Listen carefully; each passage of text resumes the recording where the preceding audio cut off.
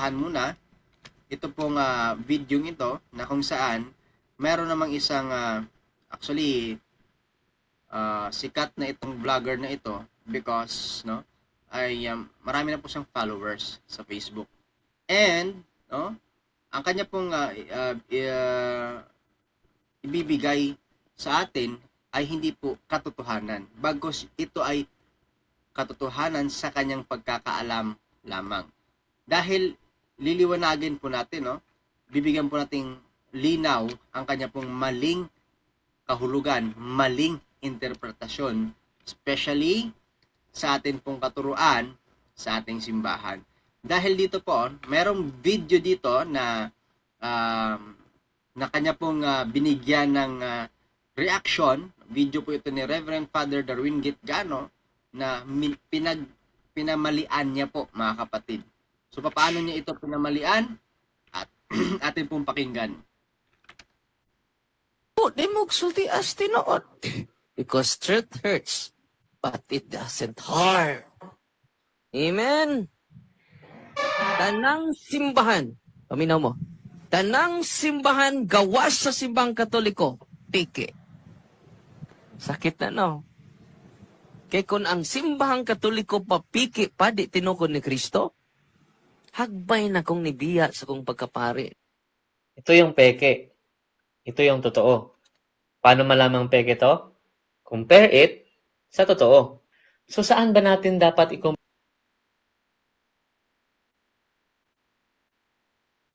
Wala audio. Mga kapatid at mga kaibigan, nakita niyo po yung video ni Reverend Father Darwin Gitgano na sa video niya po ay kanyang isiniwalat ang pekeng relihiyon. Na sinabi ni Father Darwin, kung peke pa yung Catholic Church, isa na umalis na siya. At alam niyo po yung kanyang analogy, gumamit po siya ng 1,000 peso bill para na ma-identify, ito yung peke, ito yung original. Para na ma-identify yung peke, may mga basihan. Yes, may mga basihan naman talaga. Ngayon po mga kapatid, mga kaibigan, let us study very well kung ang sinasabi niya bang pagkakaalam niya sa kanyang mismong pagsasaliksik, kung tama nga ba o baka naman may tama na natatamaan siya. Tingnan natin Compare ang ating mga religion para malaman natin kung hindi ba peke yung pinasukan nating relihiyon. Yan, so para na malaman natin na hindi peke ang pinasukan nating relihiyon. Ayan so inaamin niya na may pinasukang relihiyon. Okay? So hindi nandito makakapag-disregard yung born again na relihiyon talaga sila. We should compare it to the early churches. Ayan! Ang ganda pa yung kanyang insight. Actually, I am very agree na we should to compare it to the early churches. To the early Christian.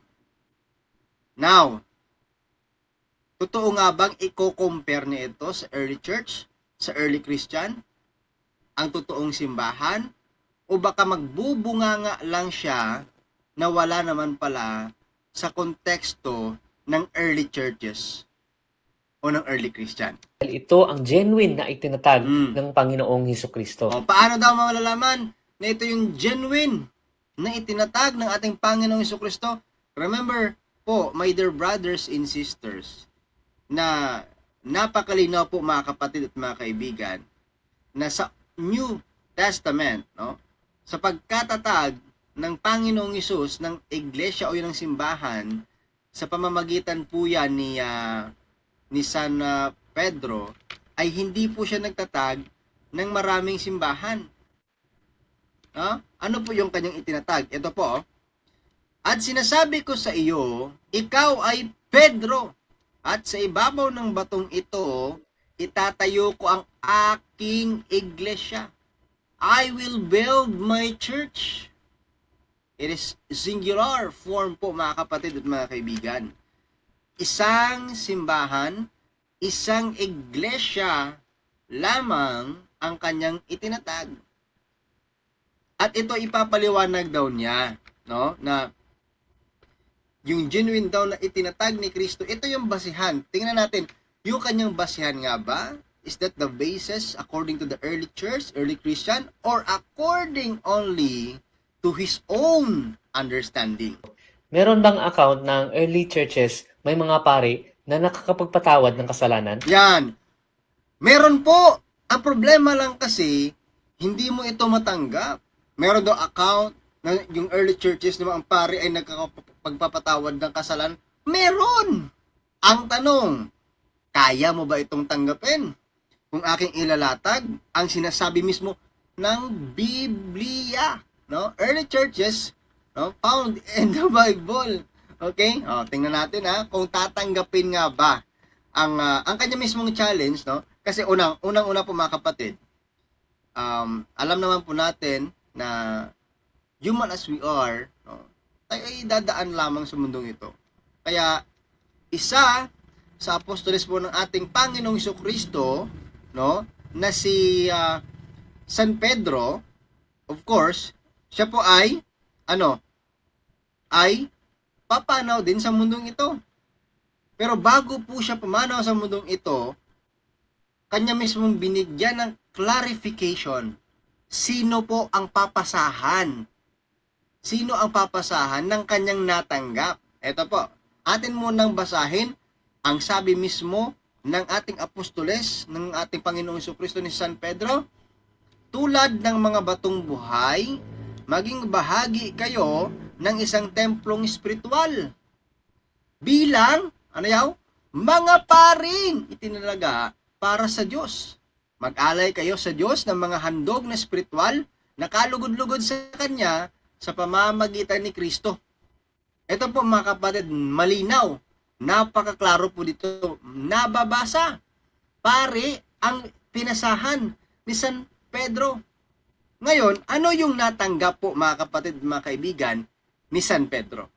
Ano nga ba ang natanggap niya? Nakatanggap po ba si San Pedro ng authority to forgive sin? 100% yes.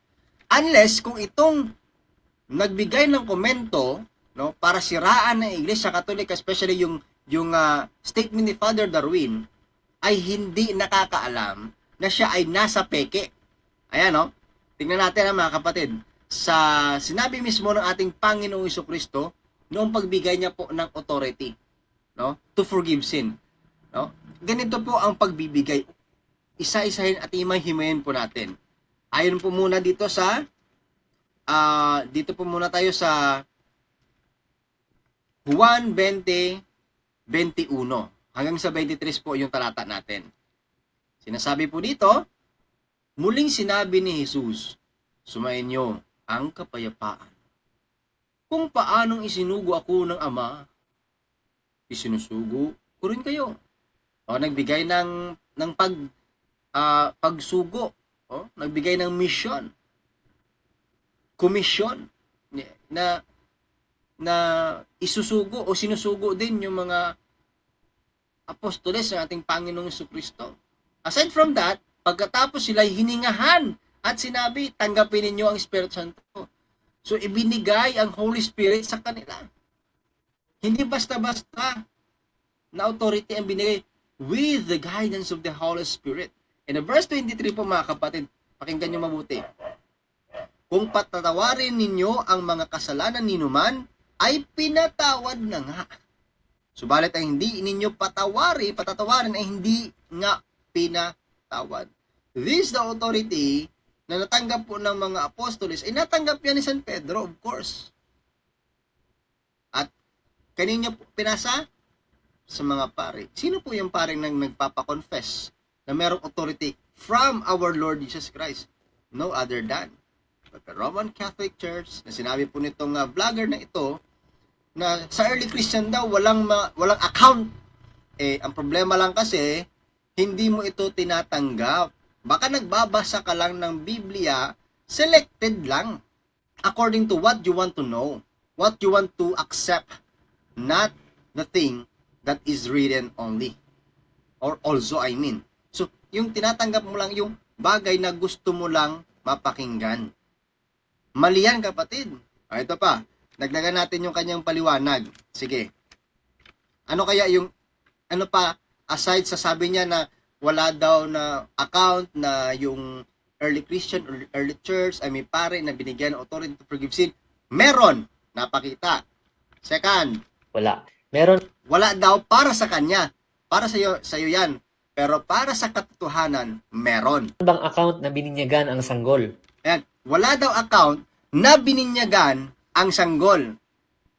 Ang tao po na merong o nasa tamang katinuan ng kanyang pag-iisip ay hindi po magsasabi na ang sanggol ay hindi bibinyagan. Kung nasa tama po siya ng kanyang katinuan o kung nasa katinuan siya ng kanyang pag-iisip, hindi po siya magsasabi na ang sanggol ay hindi bibinyagan. Bakit ko po nasasabi yan, mga kapatid? Kasi kung nagbabasa talaga ang isang tao ng Biblia, eh dapat po nauunawaan niya ito ng mabuti. Ayan ha, nauunawaan po ang sinasabi sa Biblia. Sabi po dito ng Panginoong Hesus, humayo kayo, gawin ninyong alagad ko ang mga, ang mga tao sa lahat ng mga bansa. Hindi po sinasabi diyan na maliban na lang, no? Sa sanggol. Kasi pag sinabing, ano ba ang ibig sabihin? Yung sanggol hindi tao? Lahat nga ng mga tao. Sa lahat ng mga bansa. There's no exemption there. Lahat po bibinyagan. Kahit sanggol. Walang exemption. Yung pag sinabi, Brad, bakit may nabasa ka ba diyang sanggol? Tanong ko, bakit ang sanggol ba hindi tao? See? Pag sinabi mo ang sanggol hindi tao, ano ba yung sanggol? Hayop? Baka ba yon? Kambing ba yon? Unggoy ba yon? Kabayo ba yon? No. Ang sanggol po ay tao. Kaya, included po siya sa sinabi ng Panginoon na bibinyagan, makakatanggap ng binyag. Pero para sa kanya, sabi niya, Wala. o wala daw mga kapatid, pero may nabasa. Paano ba yan? So dito po, makahalata natin na gumawa siya ng short video para lamang siraan ang sarili niya. Dahil napapakita dito ngayon na hindi niya pala nauunawaan ang mga pinagsasabi niya. Siniraan niya pa yung statement ni Father Darwin. Pero ngayon mga kapatid, kawawa. Ito pa, meron pang mga argumento po na ginagamit nila that is not the practice or even the teaching of the Catholic Church. Okay, pakinggan natin. Meron bang account na si Mary ay makapangyarihan? Wala. Ayan. Meron daw account na si Mary ay makapangyarihan. Ang paniniwala ng Catholic Church,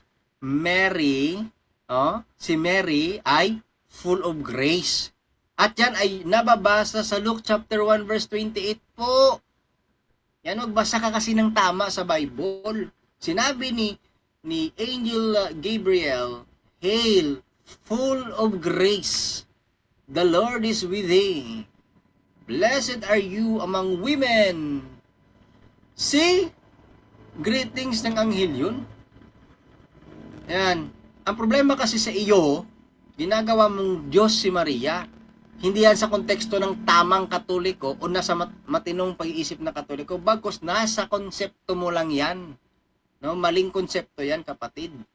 Ayan. Ito pa yung mali na konsepto po. Hindi nga siya na-mention after the day of Pentecost. Ayan. Si Mama Mary daw, hindi na-mention after the day of Pentecost. Hindi talaga nagbabasa ng Biblia ito. So, sino yung kasama ng mga apostoles? Kung wala doon si Maria, o nasaan siya? Kasi ang hirap sa inyo, naghahanap kayo kasi ng letra por letra. Delikado yan, kapatid, ha? Ayan. Meron bang account ng mga early churches gumagawa ng ribulto at niluluhuran nila ang mga ito? Ito yung pinaka-worst sa lahat ng worst na sinabi niya. Meron daw account na ang mga early Christians ay gumawa ng rebulto upang at niluhuran nila. Eh saan ka ba nakakita ng Katoliko na lumuhod sa rebulto? Mawawasak yung rebulto o baka mawawasak yung tuhod mo. Naku naman, esep naman pag may time, kapatid. Bago mag-comment dyan. Ayan ha. So sana naman talaga mga kapatid, mga kaibigan, ay mabuksan po natin ating puso at isipan. Kasi yung dalawa niya pong banat, hindi naman po yan teaching ng simbahan. Teaching niya po yun na ipinapasa lamang sa simbahan para makapag-inganyo siya ng mga tao. Kung sa mga business-minded pa, that is his strategy, no? Strategiya yan po yan para makapagkuha po siya ng kanyang customer. Ayan, so mga business-minded, may mga strategiya, no? Sisiraan, gigibain, para ano? Para lumabas na siya yung tama. Pero, klarong-klaro dito ngayon, sino yung peke? Yung peke ang hindi Katoliko. Bakit? Ang Katoliko, sabi niya kanina, wala daw account si Christian na yung mga pare daw ay binigyan authority to forgive sin. Meron, nabasa natin sa Biblia. John chapter 20 verse 21 to 23. No? 1 Peter 2:5 binigay yung authority sa kaparian. Now, sabi niya pa na wala daw account sa Bible na mabasa na binibinyagan yung sanggol para lang sa kanya at sa iyong pagkakaunawa lang. But then the truth and the fact is meron. Matthew 28:19 meron. Bininyagan. So yan po mga kapatid, mga kaibigan. So ingat-ingat po tayo mga kapatid, no? At mga kaibigan sa atin pong mga pinapanood diyan sa social media. Dahil marami po ang mga naluloko, marami po ang mga nauuto, no? Ng mga ibang sekta ng pananampalataya, lalo't-lalo na po yung mga hindi po mahilig mag-aral, no? Sa katuruan ng simbahan. So, many of them ay talagang nadedenggoy yung term pa na ginagamit palagi ni Brother John. No? Ayan. So, Diyos po ang lahat ng papuri.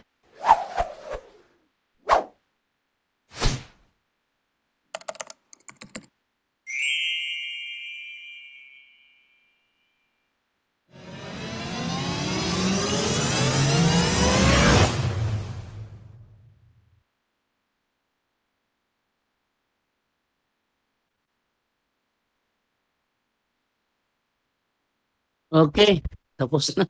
Natapos na ba yun? Okay, thank you sa iyo, Brother Romer. And then, dito na po tayo ngayon sa ating tanungan portion. Okay, so tingnan natin ito ang mga magtatanong dito sa comment section. Ang una is si Eda Aspera.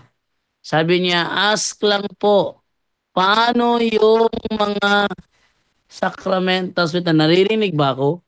Ito muna ha. Double check ko lang. Wait lang. Hello. Okay, narinig nga. Okay, so sabi dito is, paano yung mga sakramentos na napabless ko sa online? Kina Father Bob at Father Darwin.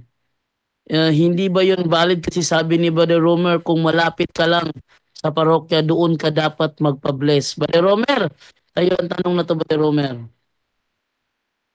Okay. So ulitin ko kasi dapat maintindihan natin, no?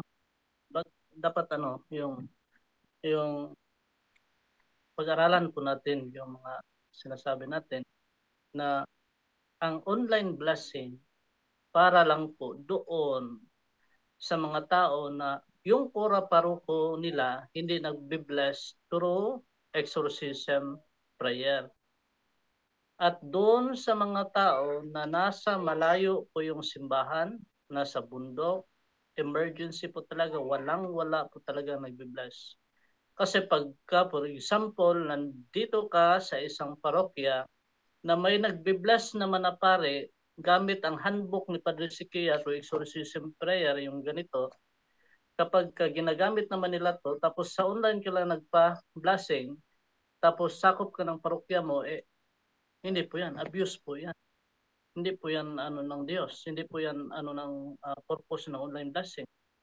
Kasi yung online blessing para doon sa mga nasa abroad, for example, Saudi Arabia, na wala namang pari doon, walang simbahan doon na makapag-bless doon sa ibang lugar na walang pari na makapag-bless through exorcism prayer, gamitin yung online.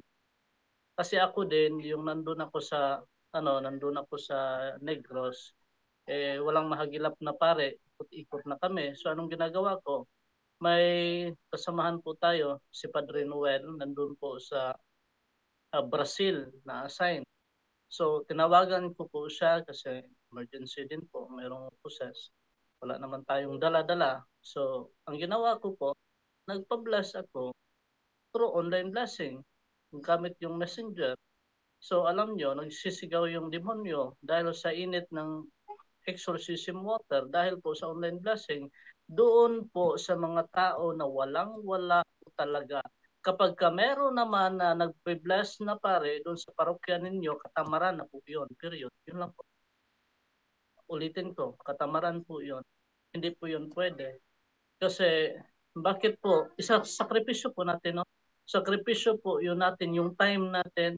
Kasi yun ang ano po makikita ng Diyos kung yung willingness mo doon sa pagbago po, sa pagano po, yung pagbago sa buhay po natin gamit ang mga sacramentals. Hindi po yung palagi tayong nagpapabless, tapos hindi naman tayo nagsisimba, nasa mortal sin naman tayo, so useless po yun. Walang epekto po yun. So ito po, yung online blessing, itatakpo natin sa puso natin na kapag meron namang nag-blessing doon sa parokya natin, doon po punta tayo. Huwag gamitin yung online kasi magiging abuse po yan. Hindi po yan pwede. So sana po intindihan po ninyo yung ating mga paliwanag kasi para hindi po tayo malito. Kasi ang dami pong nagtatanong na minsan hindi ko na po na sinasagot kasi paulit-ulit na lang po. So, yung punto po talaga na natin, para maunawaan po natin, malalaman po natin yung mga tao na willing po na mag-aral sa doktrina ng simbahan kasi madali silang matuto. Yun po ang pinaka-importante. So, i-open nyo po yung puso ninyo, yung sarili ninyo sa lahat ng doktrina kasi ulitin ko, ang disposition po sa paggamit ng sacramentals may tatlo. May tatlo na pagbabasihan po natin ito.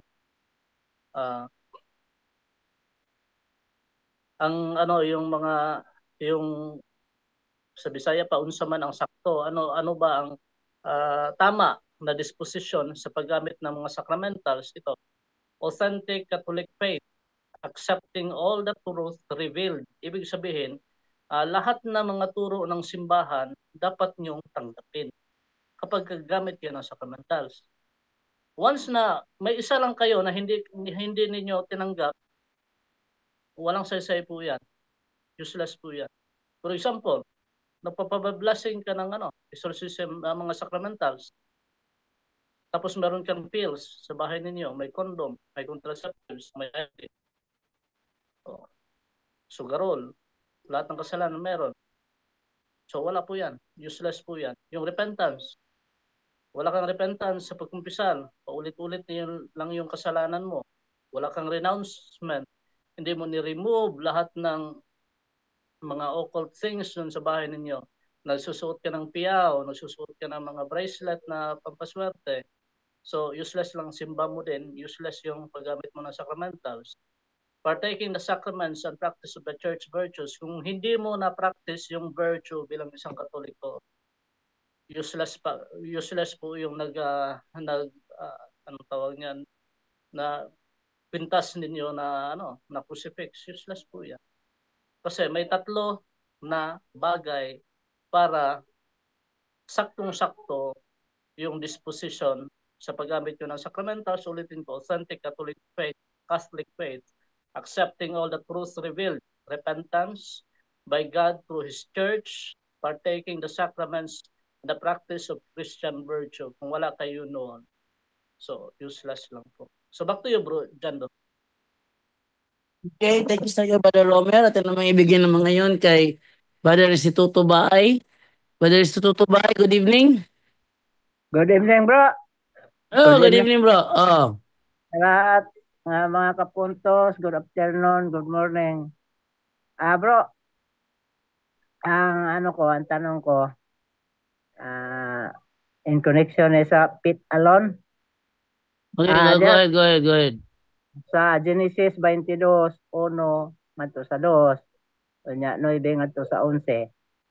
Doon na sinubok ang faith ni Abraham ba, sinubok sa Panginoon. Tapos na ano dyan na dahil sila it alone walang gawa. Maliwanag dyan na may ginagawa si Abraham. Hindi lang paniniwala ang Abraham kundi mayroong gawa. At saka sa Santiago 21 hanggang 24, gano'n din, giklaro doon nga talagang may kasamang gawa yung yung faith natin sa Panginoon. Kaya ang iba kasi yon si Darwin Butlay, ang ano niya, yung 23 lang sa Santiago. Ganun ba talaga sila? Ang tanong ko bro, ano bang paliwanag ninyo para nga yung iba naman nga kulang sa kaalaman, hindi matangay sa mga panglingling lang nila ba? Okay, Ang ganito pit yan alone. bro. Okay, ganito yan bro ha. Unang-una, yung ginamit ni Darwin Butlay doon sa Tagbilaran na sinasabi niyang mababasa daw ang faith alone sa Bible, ginamit niya Amplified Bible. Nakalimutan ko lang kung anong talata yon, pero subukan yung i-review yung video. Ginamit ni Butlay. And then, may sinabi siya doon na Amplified Bible. Wait lang ha. Kaya ko bang i-review yung naturang video na yun? Double check ko lang muna kung kaya ko bang i-review yung naturang video. Ah, yung Nag-edit ginamit. kasi ni ano yan bro kaya AJ Javier, Javier ba? Oh, si ano. Wait lang muna, hanapin ko muna yun ha. Yung bahaging yun ng ano na binasa ni Buklay. Yan lang.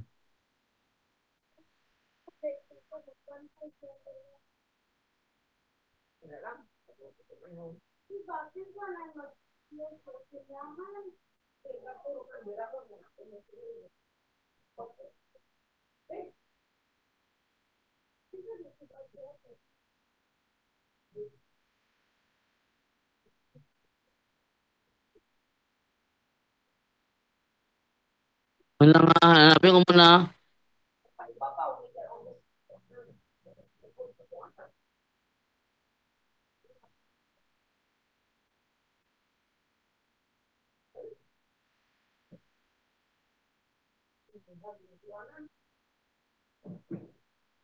Nagpatsalin-salin siya dyan bro. Ha? Nagpatsalin-salin siya dyan. Oh, hinahanap ko yung ano, yung bahaging yun. Oh, yun na nga. Kasi pit alone lang raw. Ayun naman yung mga katoliko nga medyo hindi. Di, may ginamit si Butlay dito. Sabi niya, Amplified Bible daw. Oh, yun. Ah, Tininan ko sa Amplified Bible, walang nakasulat na faith alone. Wala.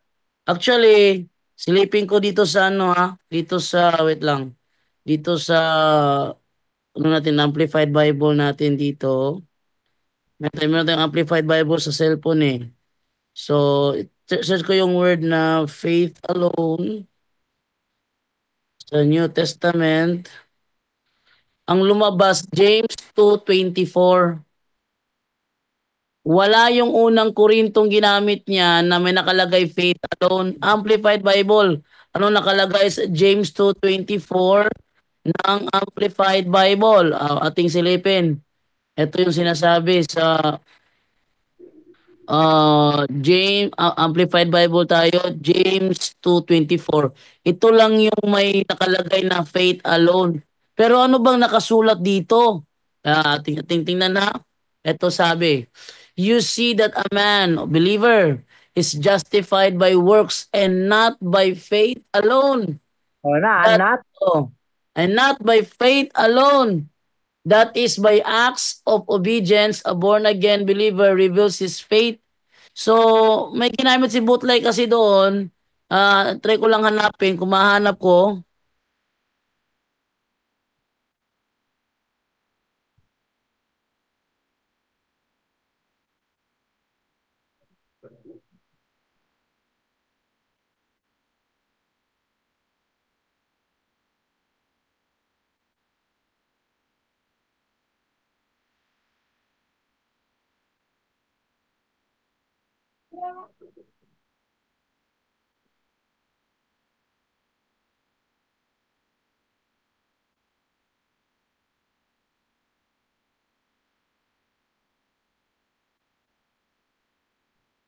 Ay, hindi.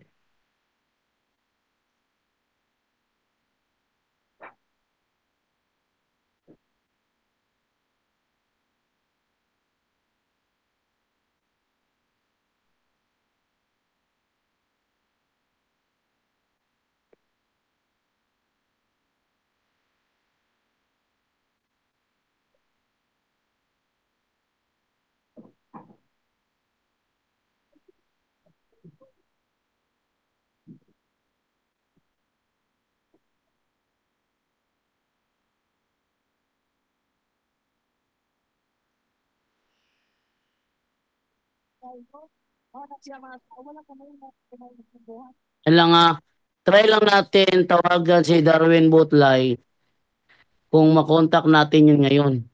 Ang problema ngayon kasi naka-live si Darwin Butlay ngayon eh. Wait lang Wait lang. Try natin pasukin si Darwin Butlay.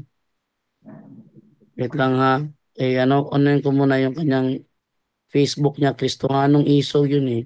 Ito, Kristohanong Isog. Naka-live siya ngayon. Pero try ko pasukin kung papayag si Butlay Try ko lang pasukin. Wait lang. Wait lang try ko mag-request doon kay Butlay kung papasukin ba ako ni Butlay. Okay, so sinubukan ko mag-request doon kay Butlay. Baka sakali makapasok tayong tanungin natin siya sa lahat ng ginamit niya. Amplified Bible na faith alone. No? Na pag inaccept ni Butlay yung request ko, paparinig natin. Okay? So, meron ka pang second question, bro? Habang ating hinihintay na i-accept ni Butlay yung yung ating request. Yun lang naisipan ko, bro, dahil gusto ko lang nga maliwanagan yung mga Katoliko nga yung ano ba nga hindi masyadong nag-aral ng doktrina natin at saka yung baka matangay ba, kawawa naman matangay nila sa maling pag-unawa. Bro Jendo, bakit ano ba ang pinakatanong about sa pitalon na Brother Instituto? Ade, ang ko, bro, John Ray, ang tanong ko, ang ano bang may paliwanag sa yung sa punto por punto sa yun na pit alone para naman yung mga kapatiran natin nga kulang sa mga pag-aaral hindi matangay sa nila nga panlingling lang dahil yung babasahin lang kasi nila yung isa lang nga sentence sa sa Bible na may pit alone. Pero kung ituloy mo dahil sa yon, mayroong gawa talaga yon. Kaya kawawa naman yung mga kapatiran natin na na matangay nila na sa kulang ng yung panlingling lang dahil yun malang ang babasahin kasi nila yung nababatay sa mga nila doktrina nila ng pit alone. Kaya yung sa Santiago 21 to 24 maano mo diyan na talagang may gawa si Abraham. Dalawang kasama ang gawa doon. Kaso lang ang 23 lang kasi yung basahin nila. Kahit pa 23 lang yung basahin nila, hindi man yan pabor sa kanila dahil una, hindi sinabi sa 23 na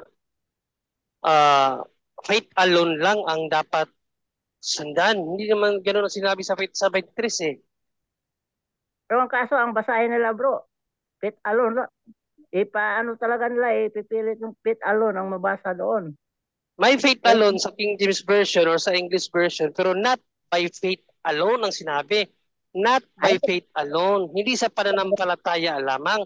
Paano papabor sa kanila yun? Hindi man kasi nila basahin yung nat. O edi malinaw na yun ay panlilin lang. Yun Kaya, ay panggagancho, deceiving ang tactics nila. Di sino ba deceiving sa Bible? Revelation 12:9. Satanas ang deceiver. So kung ganyan pala sila mangaral, magbabasa sila ng Biblia tapos hindi pala nila babasahin ng buo, ay di nagdi-deceive sila. Sabi ni Apostol na Juan, ang deceiver sa Biblia, ang Satanas eh. Revelation 12:9, King James Version. Pangdideceive yun kasi hindi naman sinabi ni Santiago na akong kumaga. faith alone lang. Kaya kaso lang bro, hindi man kasi magbabasa yung mga kapatiran natin, hindi man mahilig magbasa. Yung maniwala lang yun agad sa mga sa mga binabasa nilang hindi tama. Hindi talaga, wala. Ganito, ang faith alone para sa hindi nakakaalam, yung faith alone doctrine,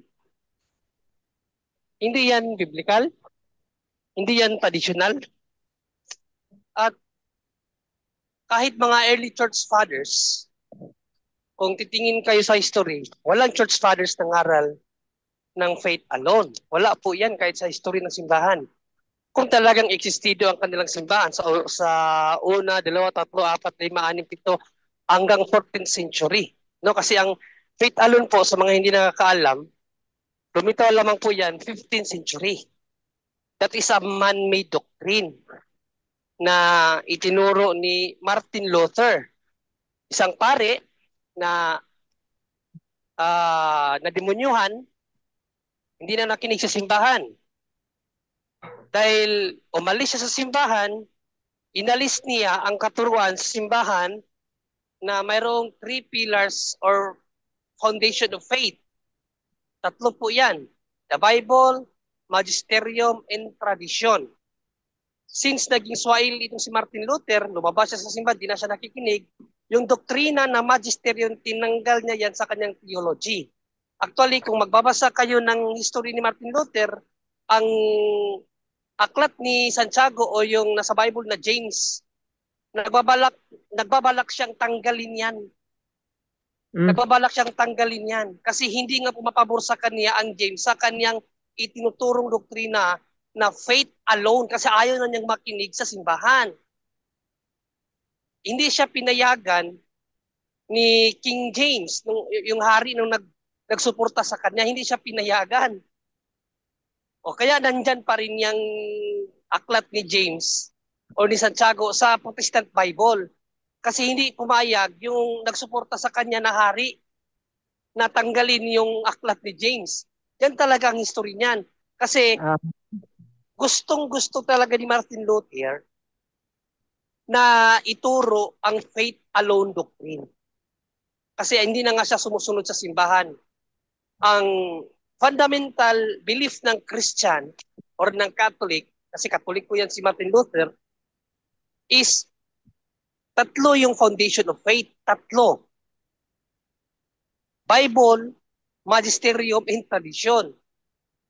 Dahil naging swail siya at hindi na siya nakikinig sa simbahan, kaya tinanggal niya yung church authority or magisterium.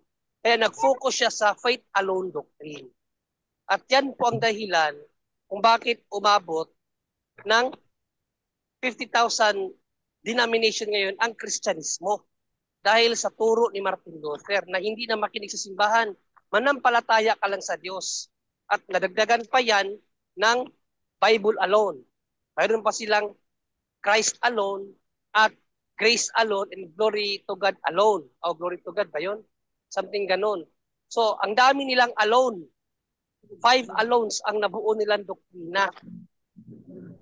At nag-scattered pa yan sa mga sumunod kay Martin Luther. Yung faith alone naman, nanganak ng isang doktrina, yun naman yung once saved, always saved. Na yan naman ay turo ni sino ba yung sumunod kay Martin Luther nga nag-away pa nga sila kasi yung turo na yan na once saved always saved hindi yan tinanggap ni Martin Luther. Yung tao na nagturo niyan, tinuruan ng ni Martin Luther, o dahil sa Bible alone, nakabuo ngayon ito ng doktrina, sino ba yun? Si John Wesley ba yun? No, nakabuo si John Wesley ngayon ng doktrina na yung tinatawag na tulip. Tulip. At yung sa tulip, andun nakaangkla yung pananampalataya nila na absolute once saved, always saved. Kasi ngayon, reformation na, may reformation na eh. No? Ang once saved, always saved talaga na turo, ang taong distin sa langit talaga yung kahit pa pumatay, yan, langit yan. At kahit pa ang tao na distin sa impyerno, kahit pa gaano siya kabanal, impyerno pa rin yan. Yan talaga ang pinaka-turo ni John Wesley sa once saved, always saved. Yan yung absolute na teaching talaga. Na ang once saved, always saved, nag-umpisa lang yan sa faith alone. Yan, nag-away pa nga si Martin Luther at yan si John Wesley kasi hindi niya tinanggap yung turo ni John Wesley. John Wesley ba? Nakalimutan ko yung pangalan. No, na hindi niya tinanggap yung turo na yan, yung once saved, always saved. Pero yun yan ang bunga ng faith alone at Bible alone na doctrine, yung once saved, always saved.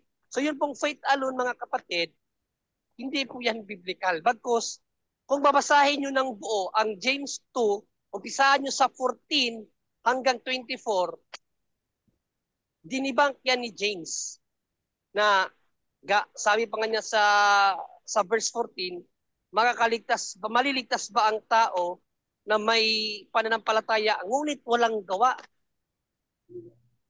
Sa Amplified Bible, mayroon nakalagay na sagot, no. Hindi nakakaligtas ang pananampalataya na walang gawa. So that is the very basic belief of Christian faith sa first century. Sa panahon pa ng mga apostol, hindi nila hinahayaan ng tao mananampalataya lang na hindi gagawa. Kasi ang turo sa Bible talaga ay puro gawa. Diba? Sabi ni St. Paul sa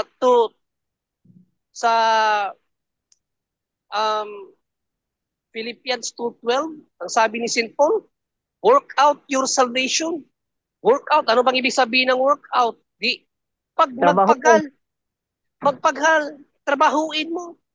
Pero tingnan mo paano nila baliin yan, lalo na si Rian Puentes. Ang sinabi, work out, hindi daw work for. So parang mayroon ng banggaan kasi pag sinabi mo kasing work for, magtrabaho ka. Pero work out daw, ipakita mo lang. Paano mo ipapakita kung hindi mo gagawin? Kaya nga work, ano ba ang Tagalog ng work? Gawa. Di ba? Pero binabali nila ang lahat ng account sa Bible na may nakalagay work or gawa about sa faith.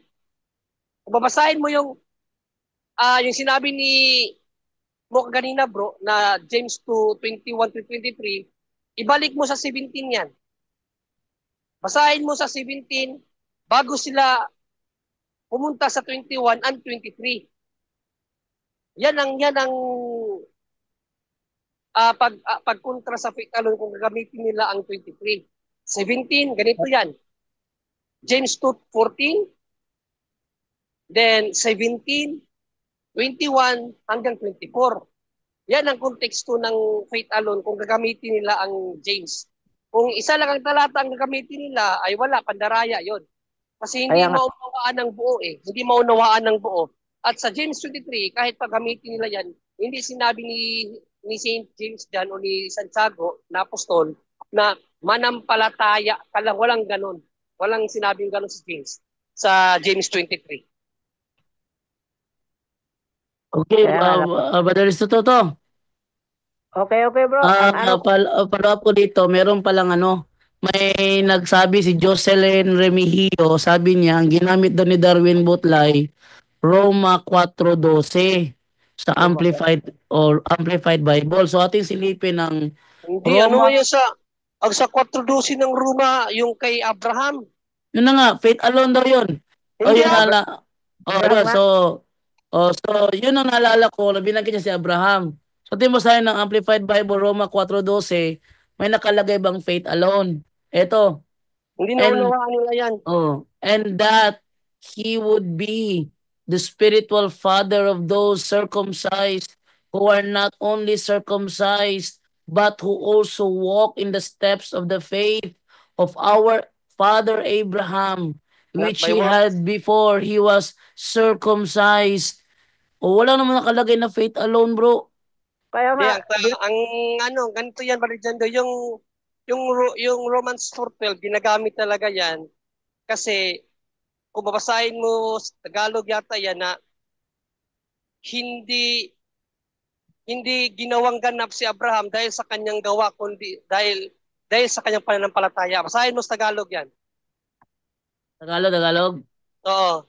Okay, ating silipin sa Tagalog yung yung 4:12. Ang dating Biblia, ang sabi ganito, at ang ama ng pagtutuli nila na hindi lamang sa pagtutuli kundi pati naman sa mga nagsisilakad sa mga bakas niyang pananampalataya ng ating amang si Abraham na nasa kanya nang siya'y nasa di pagtutuli. Wow, wala naman nakalagay Oo. dyan na Nasa na taas, pananampalataya lamang. ibaba mo sa 4:3.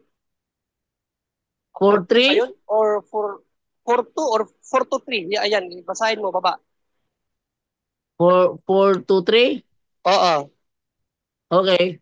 Sapagkat kung si Abraham ay inaringgan na sa pamamagitan ng mga gawa, ay mayroon sana siyang ipagmamapuri dapat hindi sa Diyos.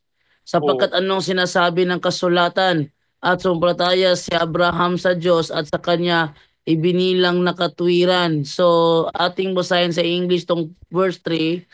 For what does the scripture say? Abraham believed in, trusted, relied on God, and it was credited to his account as righteousness, right living, right standing with God. Lalo nakalagay itong faith alone. Oo. Yan nga ginagamit nila na hindi sa gawa ni Abraham kaya siya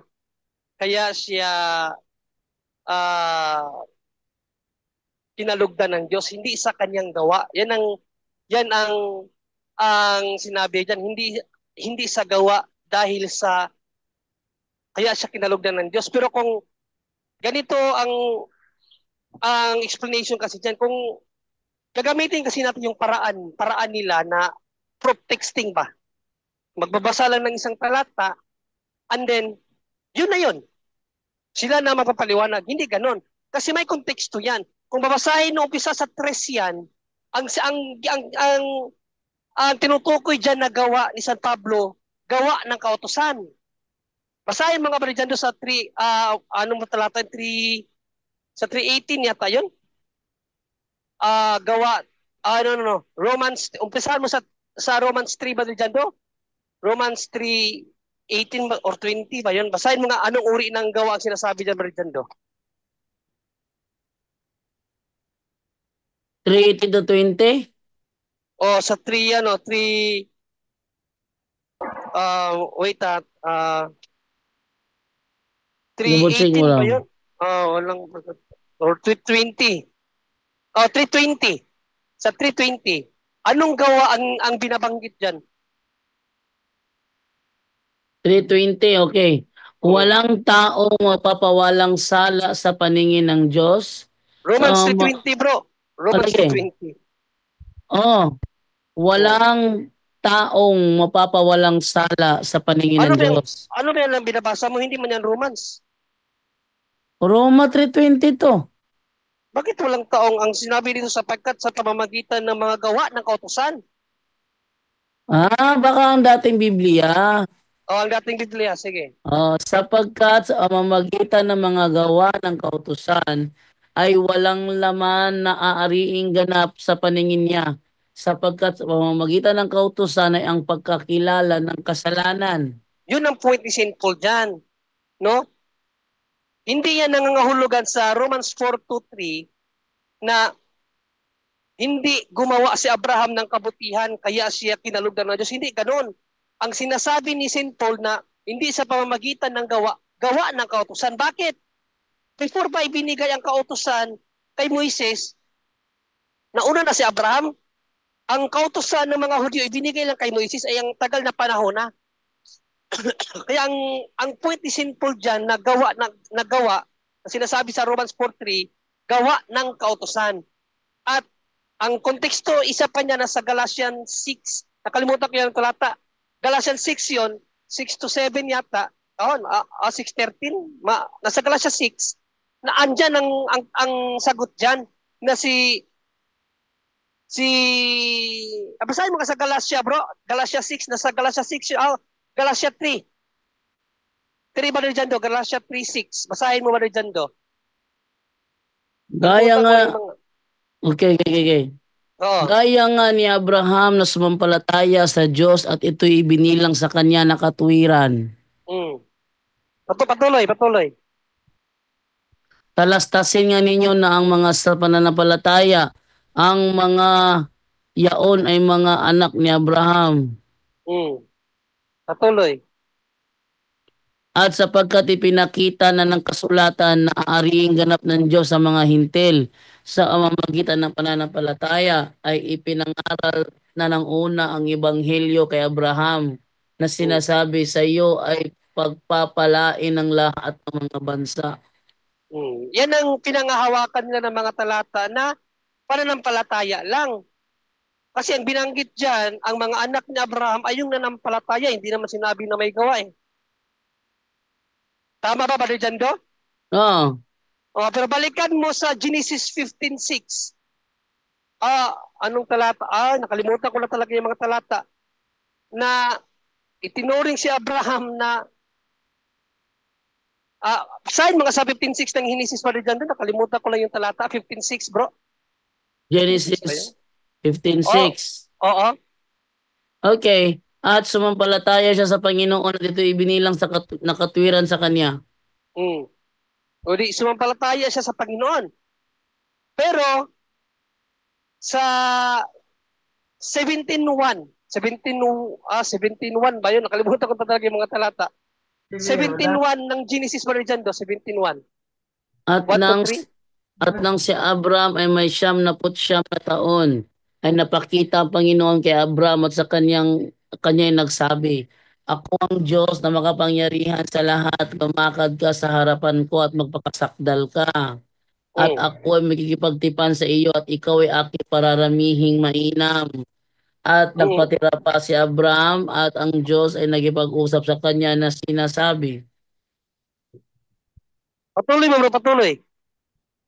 Tungkol sa akin, narito ang aking tipan ay sumasa inyo at ikaw ay magiging ama ng maraming bansa. Okay. So basahin mo nga ulit yung anong version yung magpakasakdal ka? Anong version yan? Magpakasakdal ka? Oo. Ito ay nasa sa wait lang ha. Yung binasa mo ko kanina, magpakasakdal ka. Yun ay nasa nasa 15 yata yan. Verse 1. Sa verse 1. Anong version yung binasa mo? Ang dating Biblia. Basahin mo sa Magandang Balita, Biblia nga. Okay. Nang 99 na taon na si Abraham, nagpakita sa kanya si Yahweh at sinabi, ako makapangyarihang Diyos, sumunod ka sa akin at ingatan mong walang dungis. Yan. Anong sinabi ng Diyos? Sumunod ka sa akin at ingatan mong walang dungis ang iyong sarili habang ikaw ay nabubuhay. Question, habang siya ay nabubuhay. Question, kung hindi siya sumunod, hindi niya ginawa ang pagsunod, gagawin ba siya, anuin ba siya ng Diyos? Hindi. Hindi, di ba? Ibig sabihin, gumawa si Abraham. May gawa nga. Kasi sabi ng Diyos sa kanya, habang ikaw ay nabubuhay, sundin mo ang aking mga utos. Yun bang pagsunod? Brother Jando, hindi ba yun paggawa? Gawa yun. Yun. Yun ang hindi nila nalaman. Yung 2:4, Galatians 2, ganito ang niya na, yung settings ng arguments kasi nila eh. Lalo na si Rian Fuentes, inaral ko yung argumento nila. Romans 4:3, pananampalataya, walang gawa si Abraham. Then, Galatians 3:6 to 12 yata yun. Galatians 3:6 to 12, ang mga tunay na anak ni Abraham ay mga nanampalataya. Walang sinabi na pananampalataya at gawa. And then, Genesis 15:6, sinabi na nanampalataya si Abraham kaya itinuring siya na kaibigan ng Diyos or matuwid sa Diyos. Pero ang 17:1 ang hindi nila binasa. Ano ang sinabi sa Genesis 17:1? Ang utos kay Abraham, saan mga uli dyan yung 17:1? 17:1. Ito sabi dito, nang 99 na taon na si Abraham, napakita sa kanya si Yahweh at sinabi, ako ang makapangyarihang Diyos. Sumunod ka sa akin at ingatan mong walang dungis ang iyong sarili habang ikaw ay nabubuhay. Habang si Abraham ay nabubuhay, yun ang kondisyon ng Diyos sa kanya. Habang siya ay nabubuhay, sumunod siya kay Yahweh. Question, kung hindi gumawa ng pagsunod si Abraham, anong mangyayari sa kanya? Wala. Question again. Ang question, yun pang pagsunod. Paggawa ba yun, Brother Jando? Yes, paggawa yun. So, nanampalataya at gumawa si Abraham. Yes. O di, sablay ang kanilang theology. Yun na nga. Nila yan, iniwasan pagbasa. Hindi nila yan iniwasan, bro. Hindi nila alam yan. Ba't ko nalaman yan? Bakit ko nalaman yan? Binasa ko yan. Talagang inisa-isa ko. Konteksto. Importante kasi ang context sa Bible. Wala pa akong narinig na mga nag-debate about sa explanation na ito. Kusa ko lang to na nalaman nung binasa ko yung Genesis 15-17 kasi diyan kasi ang conversation ni Abraham at ni Yahweh. So ginagamit kasi ng mga faith aloners si Abraham na hindi sumunod hindi na gumawa no Romans 4:3. Wala kasi sinabi doon na gumawa si Abraham eh. Pero may sinabi doon na hindi siya itinuring na matuwid dahil sa kanyang mga gawa. Pero ang point ni St. Paul dyan, kung babalikan mo sa Romans 3:20, gawa ng kautusan yon. Kasi wala pa namang kautusan sa panahon ni Abraham na kautusan ng mga Hudyo. Kinumpara kasi yun ni St. Paul ang kautusan ng mga Hudyo sa pagsunod ni Abraham. Yun ang konteksto nun, historical context. So, ang ginawa ko, binasa ko ang konteksto talaga ni Abraham. Ano ba, bakit pananampalataya lang ang sinabi? Pero sa 17:1, babasahin mo sa magandang balita ng Biblia, pinasunod siya ng Diyos. Dahil pinasunod siya, ibig sabihin, gumawa si Abraham.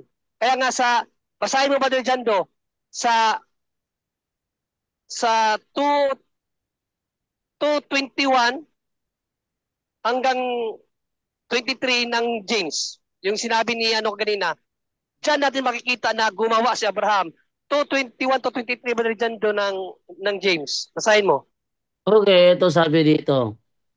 Datapot ibig mo bagang maalaman o taong walang kabuluhan na ang pananampalataya na walang mga gawa ay baog?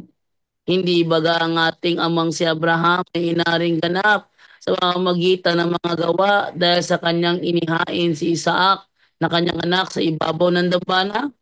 Nakikita mo na ang pananampalataya ay gumagawang kalakip ng kanyang mga gawa at sa pamamagitan ng mga gawa ay naging sakdal ang pananampalataya. Palataya ni Abraham. O, di ba kalinaw? Kaya sinasabi nila na hindi gumawa si Abraham, ginagamit nila Galatia 3:6-12 at yung Romans 4:3, mali yun. Kasi ang point ni St. Paul na gawa doon, gawa ng kautusan. Romans 3:20, basahin yung Romans 3:20. Gawa ng kautusan. At napatunayan na natin yan na si Abraham gumawa talaga. Kaya naging sakdal ang kanyang pananampalataya dahil siya ay gumawa. Ano yung ginawa niya? Hanggang siya ay nabubuhay. Genesis 17:1. Last bro, dagdag natin bro Jando, last i-ano natin 2 Thessalonica, sabi ni Apostol Pablo 2 Thessalonica chapter 3 verse 12-13. Ano yun? Sino yun? Second? Thessalonica chapter 3 verse 12-13.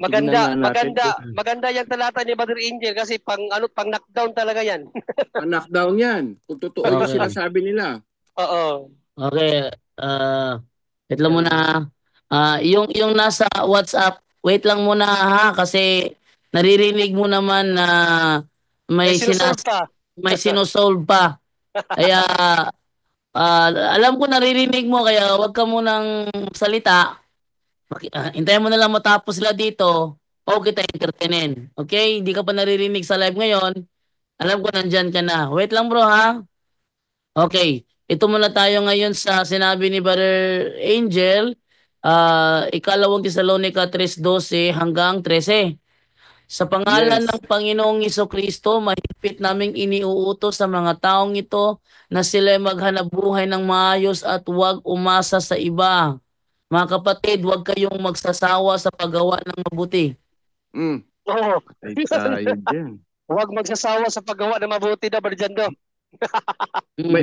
Wala nga sinabing faith dyan eh. Ano sabi dyan, Brother Restituto? Huwag magsawang gumawa ng mabuti. Paano Okay. yan? Madresito, Ito- okay na ba yon? Hindi, ito pa yung pinakamatindi rito sa paghuhukom, bro. Sa paghuhukom wala sinabing faith sa paghuhukom. Tignan natin pagdating ng paghuhukom, Pahayag chapter 20.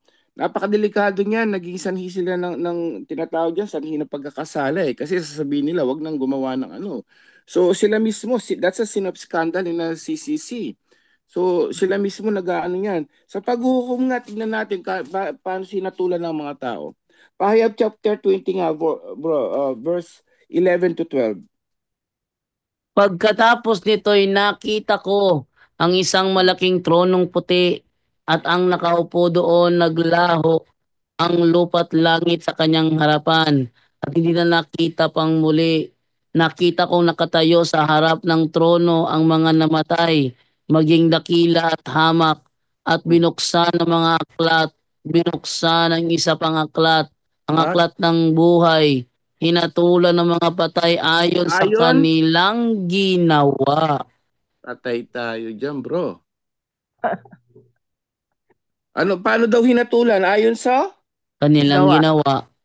Patay tayo dyan. Napakadelikado ng mga faith aloners. Napakadelikado niyan. Sa paghuhukom yan eh. Sa paghuhukom yan. Hinatulan ayon sa Ginoo. Hindi naman hinatulan ayon sa faith nila. Hindi nga binanggit yung faith dyan eh. Tapos exempted mo yung gawa.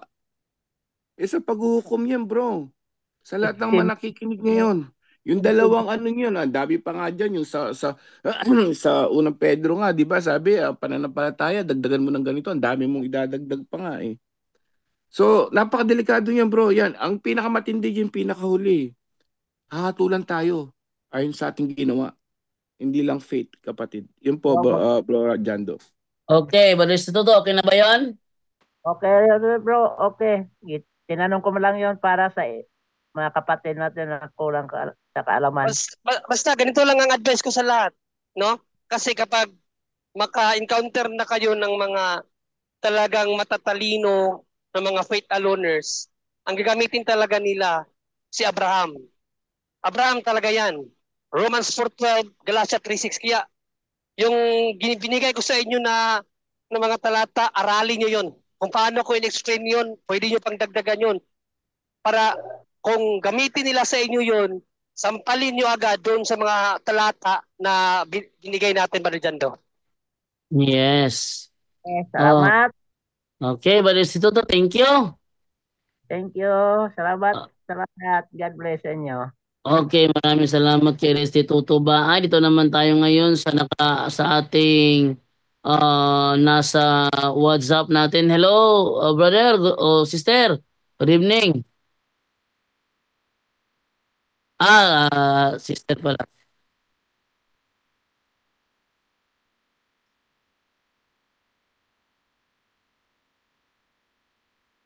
Wrong. Wala, may marinig, bro.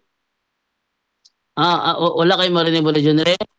Wait lang, Yes. mag-share audio muna ako kasi nawala pala yung share audio ko dahil ginamit ni Brother Romel.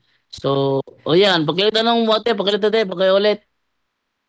Ano lang po, papalot lang dun po sa faith alone. Kasi po dati din po akong born again. Ang turo sa amin, Roman 3:28, Ephesians 2:8-9, and Galatians 2:16. Okay. So, Efeso 3:28. 2 po, 2. 2. Ephesians 2:8-9 po. Okay, ating For by silipin na. grace you have been saved through faith. Yung Efeso 2:8. At Ayan. saka Galatians 2:16, Roman 3:28 po. Dito tayo sa Roma 3:28. Baka nito yung binasa ni ni Butlay. Yan po ang ano talaga sa mga sa born again. Dati po kasi akong born again. So yung po ang tinuturo yung Romans 3:28. Yung sa Romans 3, sister, gawa ng kautusan nga yan. Gawa ng kautusan. Okay, sa 3:28 ganito ang sinasabi. For we judge man to be Kung justified gayon, by faith without the works of the law. Kung gayon, maliwanag na sa pamamagitan ng pananampalataya, itinuturing na matuwid ang tao at hindi sa pamamagitan ng pagtupad ng kautusan. Okay, yan ang so anong ribat natin diyan? Kung sakaling gamitin ng taga-ibang sekta, anong ribat natin diyan, Brother John Ren, Brother Angel? Yun na nga ang point ko na ang pinupoint ni St. Paul dyan na gawa ng kautusan, hindi gawa ng kabutihan. Ibang gawa ng kautusan kasi, di ba, ang mga Hudiyo kasi, nila sa kautusan ni Moises, na kahit mali na, ginagawa pa rin nila kasi yun ang kautusan ni Moises, tulad ng huwag kang magdala ng banig sa araw ng pamamahinga. Kahit nga ang mga apostol kumuha ng uhay, pinagalitan, di ba? Kasi bakit kumuha ng uhay? Si Panginoong Jesucristo nagpagaling ng mga may galing sa araw ng pamamahinga. Pinagalitan, pinagbawalan kasi nga araw ng pamamahinga. So yun ang point ni St. Paul dyan. Kumbaga dyan yung pati paggawa na mabuti bawal.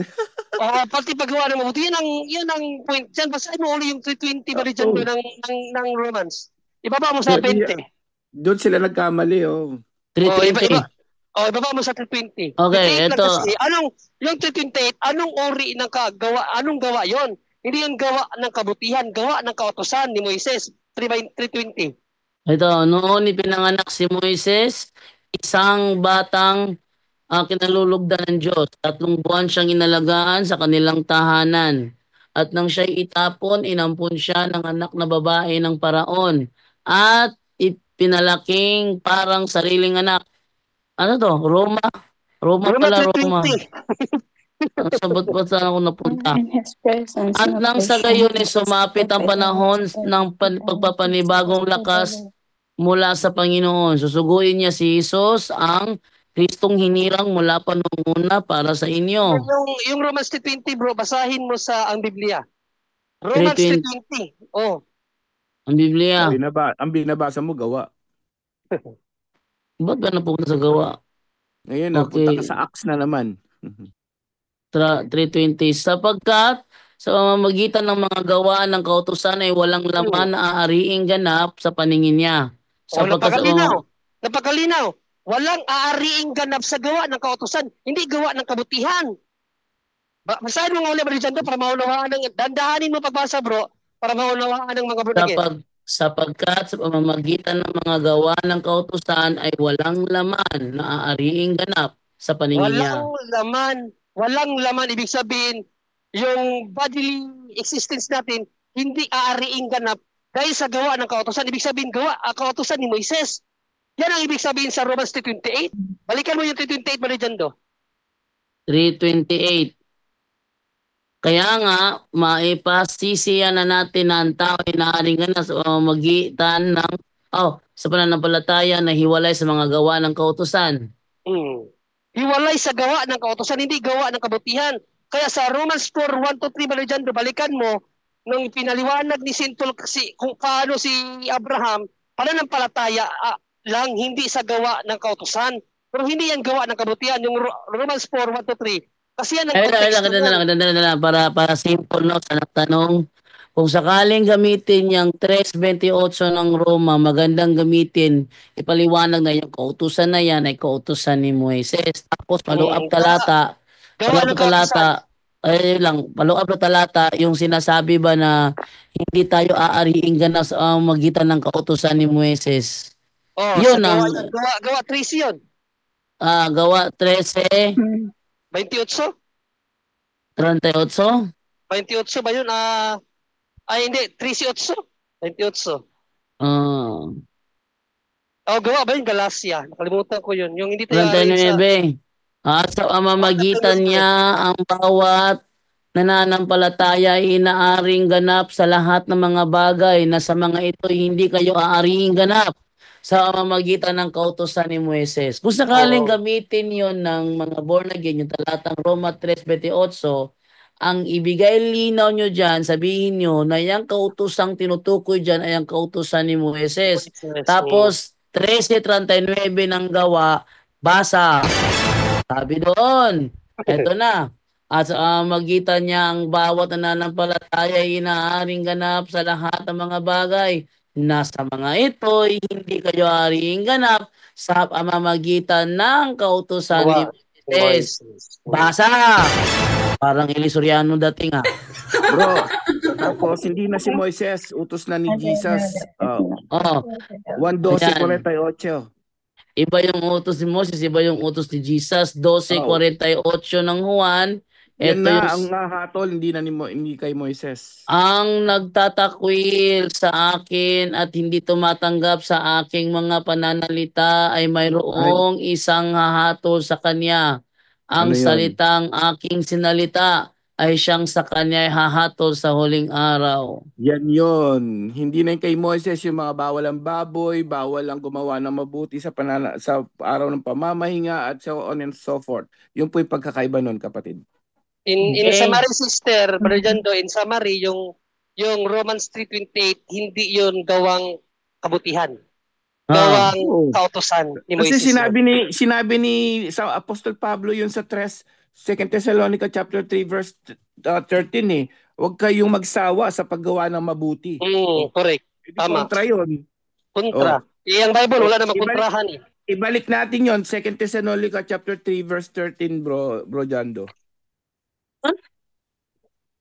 Ikalawang Thessalonica chapter 3 verse 13, yung kanina. Kontra yan, pagka sinabing lahat ng mabuting gawa, bawal.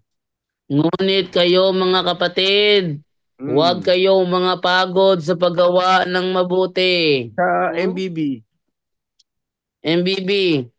Itong sabi sa MBB, mga kapatid, huwag kayong magsasawa sa paggawa ng mabuti. Ayun yun. So iba yung kautusan kautusan ni Moises, iba yung paggawa ng mabuti at kautusan ng ating Panginoon Kristo ngayon sa panahon ng Kristiyano, kapatid. Yun yung pagkakaiba, kaya marami nang marami na biktima diyan sa mga maling interpretation ng mga born again. At saka yung sa naman Balijando, yung sa concern niya, yung sa Ephesians 2:8-9, sister, ganito magpaliwanag diyan, no?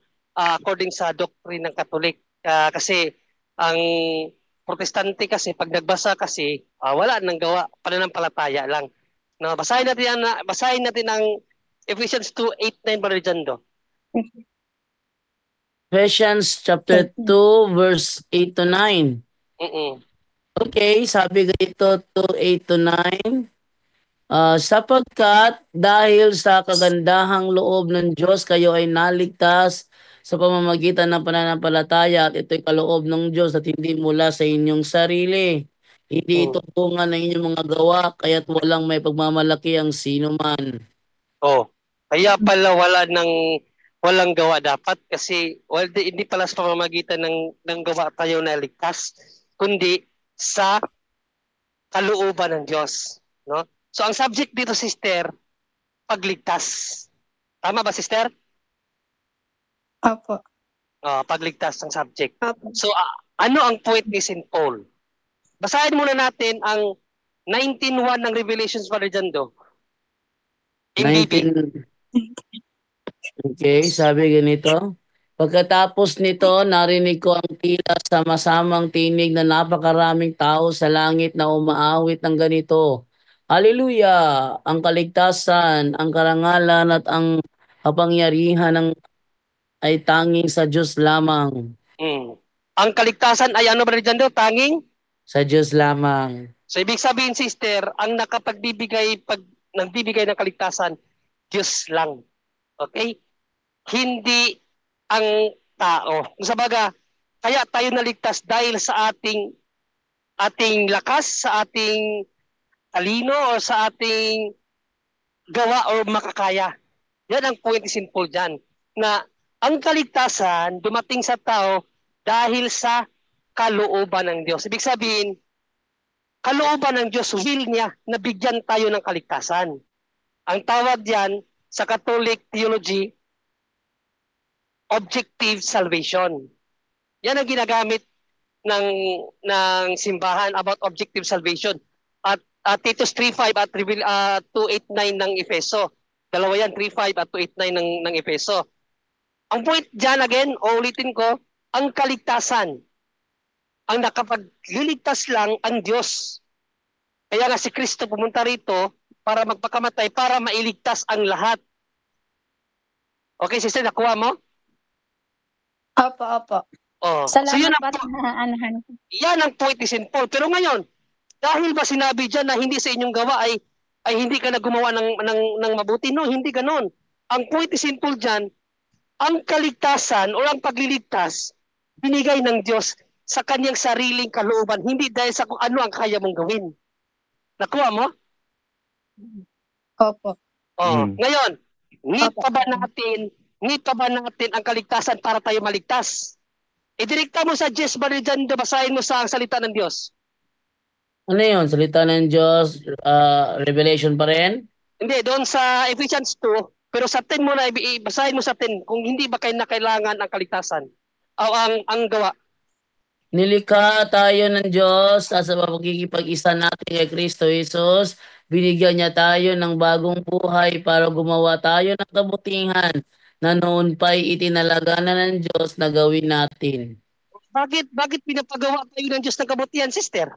Sabi ni St. Paul sa 2:10, buhat nung nilikha tayo ng Diyos, gusto ng Diyos ay gumawa tayo ng kabutihan. Di ba tayo pinapagawa ng kabutihan kung hindi pala makakapagligtas sa kabutihan, sister? Opo. Di ba? So ibig sabihin mali ang unawa nila. So ano ang tawag diyan sa Ephesians 2:10 in Catholic theology? Ano 'yan? Kaganina objective salvation 'yon. Ito naman sa Ephesians 2:10 anong salvation yun ba diyan? Nakalimutan ko. Ha? Anong dalawa yun? Objective at saka kalimutan ko yung isa. Anong objective? Ano yun? Yung kaganina objective salvation, tapos kalimutan ko yung term. No, may tawag diyan sa Catholic teaching, sister, na ang salvation meron yan dalawang kalikasan or sabihin natin dalawang muka. Objective salvation at ano yung isa Preventive. Preventive. Hindi. Kay Mother Mary yan eh. Ano ba yun? Objective at nawala sa isip ko. Subjective. Yan. Subjective salvation. Ibig sabihin ng subjective, sister, para ka maligtas ng Diyos, kasi nga objective siya ang nagbibigay ng kaligtasan. Sa kanya lang ang kaligtasan, Revelations 19:1. Di ba? Ang kaligtasan ay tanging sa Diyos lamang. Sa kanya lang kaligtasan. That is objective salvation. Ephesians 2:8-9. Kung idirekta mo sa 10, pinapagawa tayo ng Diyos ng mabubuting gawa. Para saan yun? Siyempre, para tayo maligtas. Yun naman ang subjective salvation. Meaning, subjective, in order for you to be saved, kinakailangan kang sumunod sa gusto ng Diyos. Yun ang sinasabi ni Cristo Barijando sa 14:15 ng Juan Barijando. Or saan Okay. na lang? Sa Mateo 19:17 na lang Barijando. Mateo 19:17. Oo. Okay, ito sabi rito. Sumagot si Jesus, bakit tinatanong mo sa akin kung ano ang mabuti? Isa lang ang mabuti at walang iba kundi ang Diyos. Kung gusto mong magkaroon ng buhay na walang hanggan, sundin mo ang mga utos. Sister, kung gusto mo ng buhay na walang hanggan, sundin mo daw ang mga utos. Makakasunod ka ba sa utos, sister, kung hindi mo gagawin? Yes. Oh. Virgin Di Ray. ba? Idagdag Virgin. natin dyan yung sinabi ni Father Mike Smith noon, yung binlag ko na yan. Ang lahat na ang maganda yung tanong yung lahat ba na mabubuting tao mapupunta sa heaven, di ba? Do all good people go to heaven? Pinaliwanag ni Father Mike Smith yan noon sa vlog ko noon, paalala sa lahat, no? Yung sinasabi sa Ephesians 2 8-9 or 9-10, yung sinasabi yan, yung sarili mong gawa. Bakit? Kasi tandaan natin, ang Diyos marami siyang batas na walang connection. Sabi nga ni Father Mike Smith, walang connection sa gawa yun. Ano yun? Correct, Halimbawa, tama. walang connection sa sarili mong gawa yun. Pag Oo. sinabi magpabautismo ka, walang connection sa gawa mo yun. Sabi niya. Yung Tama, no? pagkamatay mismo ni Panginoong Jesucristo si Brother Angel, ano bang connection sa gawa mo noon? Exactly. At saka Kalooban yung niya yun. at saka ang ibig sabihin nun, yung sarili mong gawa na wala kang Diyos, delikado. Yung sarili Correct. mong gawa, tandaan natin ang mga magnanakaw, mga masasama, may mabuting gawa yan sa kapwa mo masasama. So exactly, yung sarili nating gawa na mabuti na para sa atin lamang, hindi ayon sa kautusan ng Diyos, yun ang delikado. Yun ang ibig sabihin nun. Hindi yung ayon sa gawa ng mabubuti yan na galing sa Diyos. Ang sabi niya, kaya sabi ni Jesus, salita ko ang hahatol sa inyo. Ano yung mga salita niya? Kasama yung pananampalataya, kasama yung binyag, kasama yung banal na Eucharistia. Kasama lahat-lahat yun. Hindi ka pwedeng gumawa ng mabuti ka sa kapwa, ayaw mo naman magsimba. See? Hindi ka pwedeng gagawa na lang ako mabuti ko sa kapwa, ayaw ko magpabautismo. Nagets mo sis? That's the difference. Ang gawa sinasabi niya, sariling nyong gawa. Kaya sabi nyo, sarili. Our own self. Kabutihan natin sa sarili natin. Hindi obra yun sa Diyos. Bakit? May batas ang Diyos para sa mabubuting gawa ayon sa kautusan niya. Amen? So, nandun po yung difference nun. Kaya nga, dito may faith na, may ano pa, pinaliwanag ni Apostol last verse. Unang, ikalawang Pedro nga, chapter 1, verse 5 natin. Ito na yung kompleto. Faith. At ito na yung works na gagawin natin. Galing sa Diyos na to, hindi sa sarili Basahin mo sa King James and King James. KJB. Hindi, sa Tagalog para mas maano nila yung Tagalog muna. Ano yung Ikalawang Pedro chapter 1 verse 5. Ano mo natin hanggang 8. Actually, Okay. hanggang 9 yan, malinaw yan. Okay, ito sinasabi dito. Dapat may faith. Dahil dito sikapin yung idagdag sa inyong pananampalataya ang kabutihan. Yan. Go. Hindi pala faith alone, may dagdag pala. Sige bro. Dagdag. Ilan? Tignan natin gaano karami yan. Dahil dito sikapin yung idagdag sa inyong pananampalataya ang kabutihan, ang kaalaman, ang pagpipigil sa sarili, ang katatagan, ang pagiging makadiyos, ang mamalasakit sa kapatid, ang pag-ibig. Tuloy. Basahin mo sa King James, Brother Jandob, King James. Kasi mahilig sa English yung mga faith aloners eh. Sa English mo basahin. Balang bagsak na eh. Napakadaming ibabagsak ng katwiran nila. King James daw bro. Maingay dito, maingay. Sa King James kasi dyan, sister, sa binabasa ni Brother Angel, napakalinaw niyan. No, ang sabi dyan sa King James, add to your faith. Hindi sinabi ni faith alone, walang ganun. Faith alone ka lang, hindi. Add to your faith. Yun yung tinanong ko sa Baptist na sabi niya, tanong ko sa kanya, dahil faith alone ka, yun bang faith may dagdag pa? Sabi niya, wala na.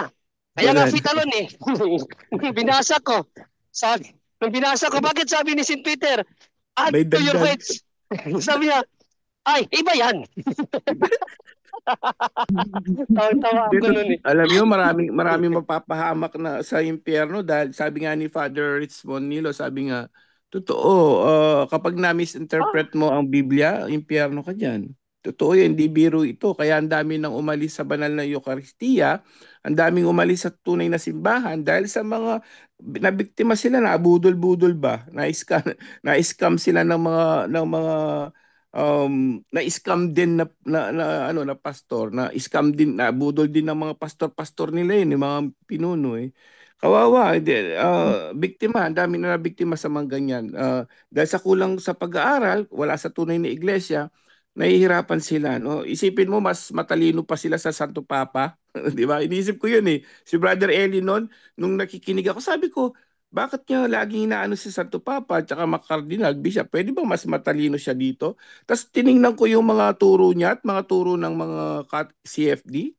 Ayun, nakita ko, mali-mali nga pala yung turo ni Brother Eli Soriano. Pero kala mo ang galing, di ba? Pero isipin mo na lang, pwede ba silang mas matalino kaysa Santo Papa? This is impossible eh. Kilala sa buong mundo yan, sabi ko. Pwede ba magkamali sila sa faith? Ayun, yung pala yun. Wala siya proper theology at wala siya sa tunay na iglesia. Napakahirap po nun. Ayan po yung mga paliwanag, sister. Opo po, thank you po sa inyo po kasi Na, dati din ano, po hindi rin po na, ako nagbabasa. Kaya ano din po ako na-scam, sabi nga ni Brother Angel. Pero sa awa naman ni Lord, nakabalik din po ako sa Catholic po. Napakarami yan. naunawaan mo na, sister, yung paliwanag sa Romans 3:28 at sa Ephesians 2:20, Ephesians 2:8-9, naunawaan mo na. Po, parang shinare ko lang din po yung bro kasi yun din po talaga ang ano ng mga born again laging pinapasok na nila sa faith alone. Parang pandagdag din po sa mga ano po mga kasamahan din natin na yun din para may pang ano sila may pangsagot din po sa ano na po yung kaya ko tinanong kung naunawaan mo kasi hindi pwede na puro tanong ka lang. Kinakailangan mo rin magpaliwanag sa iba. Ikaw naman ang magpaliwanag, sister. Opo. At saka nag-ano din po ako ng catechism po ngayon. Mabuti. Nag-aaral din po ako dito sa amin po. Maigi. Opo. Thank you po sa inyong lahat. Marami po ako natutunan dito kahit po maaga kayo, maaga din ako nagigising sa inyo. Kasi po kayo 8 po kayo dito sa amin 7 ng umaga. So, tiyaga-tiyaga lang po eh. Sige po. Salamat po. Salamat po sa Diyos. At Brother Jando, Bantay Bata ulit, 163. Hindi na. Tapos na duty. Mag-ina tayo kasi baka bigla itong na aantukin. At least hindi ko na kayo maiiwan. Kaya Tama-tama lang. mag-end na lang tayo. Okay, Sige, maraming salamat sa inyong panonood, no? At si Darwin Butlay ay hindi nag-respond sa ano ko. Try ko nga daw tawagan, baka mag-respond si Darwin Butlay. Yan natin ha. Baka sumagot ito. Pag sumagot ito, mabibisaya ako ha. Alala ko lang yan kasi Bisaya si Butlay. Mahirap sa Tagalog. Kung sakali sumagot. Okay. Kasagot ba si Butlay? Rojando, bakit pag naka-mute ako, tapos uma-appear na you are muted, pag nagsasalita ba ako, naka-mute ako, dinig pa rin? Hindi. Di ba, imo-mute ko. Pagka-mute ko, di ba, nagsasalita ako, bigla may mag-a-appear, you are muted. Sabi yung ganun. Your microphone, Ibig sabihin, may nag-mute sa'yo. Hindi, ibig sabihin pala, ibig sabihin nagre-reflect dun sa sinasabi niya pala na mute ako. Nire-remind lang pala ako. Okay. Okay, so hindi sumasagot si Darwin Butlay. So, ayan. Baka alam niya na tatawagan ko siya. Wala talaga, hindi sumasagot si Darwin Butlay. Okay, so uling mensahe na lang tayo. Ating unahin si Brother Romel Palma. Brother Romel, ikaw muna mauna. Okay, una po salamat po sa Panginoon at sa lahat po ng nandito ngayon. Nandito po ngayon na nakaantabay pa rin hanggang ngayon. Pagpalaan po tayong lahat ng Panginoon. Back to you, Brother Jando. Okay, Brother Romer Gutuwal ng Bukidnon. Ikaw naman sunod, bro. Brother Romer. Okay, bro. Bro Jando. Sige. Una sa lahat, maraming salamat sa Diyos, sa mahal na ina, sa araw na ito. God bless us all. Good night and Ave Maria. Back to you, Bro Jando. Okay, Brother Wendell Talibong naman from Musami City. Brother Wendell? Diyan pa si Brother Wendell. Nag-meeting daw yun sila bro, kaya hindi siya makasagot, sabi niya sa chat. Ganun ba? Sige, ikaw na lang, Brother John Ray. Yan. Yan, no? So, yan mga kapatid. So, sa gabing ito, another paglilinaw naman ang napag-usapan natin about sa faith alone, no? So, maganda talaga na may mga kapuntos tayo na magtanong about sa mga bagay na yan, no? So, kung may mga dagdag pa kayo ng mga katanungan, mga kapatid, pasok po kayo dito. Tulad ni ate kanina, tumawag pa. Tumawag ba yun, Brother Jando? Yeah, sa WhatsApp yun. Kung ayaw yung pumasok, kung hindi kayo makapasok sa Zoom dahil hindi nyo alam, tawag. Andyan ang cellphone ni Brother Jando. No? Kaya nga, ang tanong ko kay ate kaganina, kung naunawaan ba niya? Kasi useless yung sagot namin kung hindi niya naunawaan. Kasi kinakailangan siya din dapat magpaliwanag. So, kahit kanino, anak ba niya? Para hindi na tayo maguyo ng mga protestante kasi ang dami nila. Isipin niyo mga kapatid, 50,000 ang mga protestante ngayon na kontra sa ating pananampalataya. 50,000 ang dapat ating sagutin. Kaya yung mga sagot namin dito, hindi yun para lang sa amin, kundi para sa ating lahat yun. Kaya kung mayroon pa kayong mga dagdag katanungan na nais nyong malaman para makapagbigay din kayo ng kaliwanagan sa iba, tawag niyo po kay Brother Jando. Andyan na po yung cellphone, napaka-high-tech na po ngayon. Ako, nung nag-aaral ako sa faith natin, blessed din ako kasi nasa computer era, kaya ang dami ko nang nakita ng mga argumento ng Katoliko. Ang gamit ko, yung sa internet na, kaya mabilis kong na-pick up yung mga sagot kung paano idalin yung mga argumento. Kayo din po mga kapatid, no?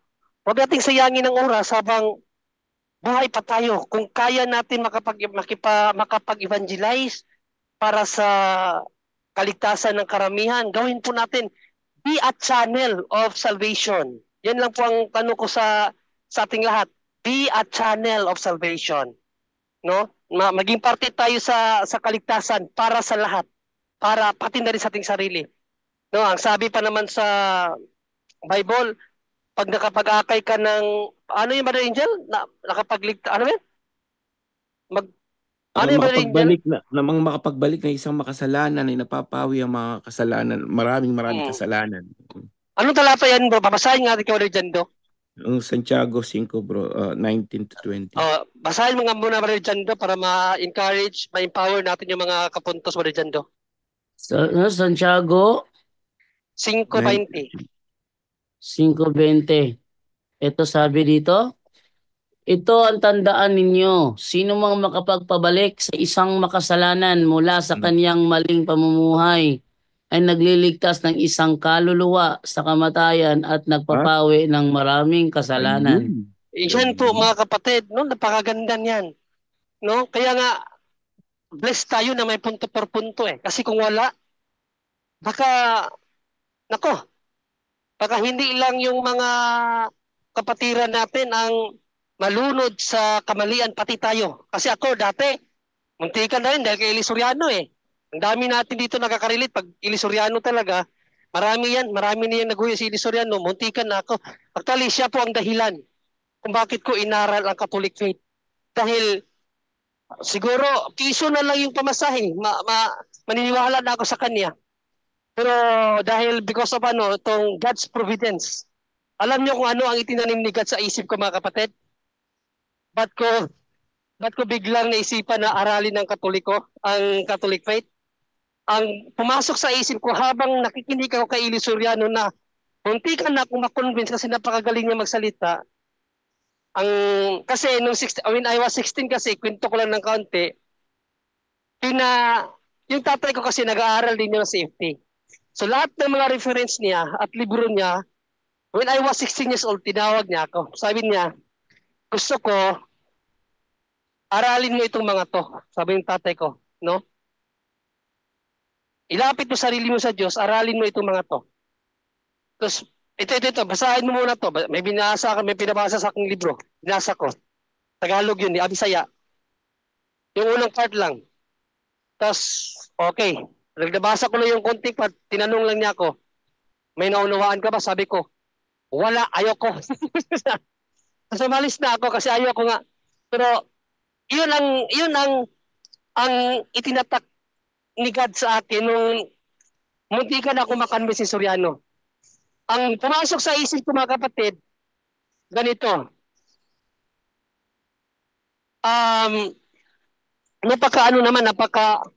Napaka-unfair para sa tatay mo. Ito pumasok sa isip ko, unfair naman sa tatay mo na ang tatay mo tinawag ka para aralin ang aral katoliko.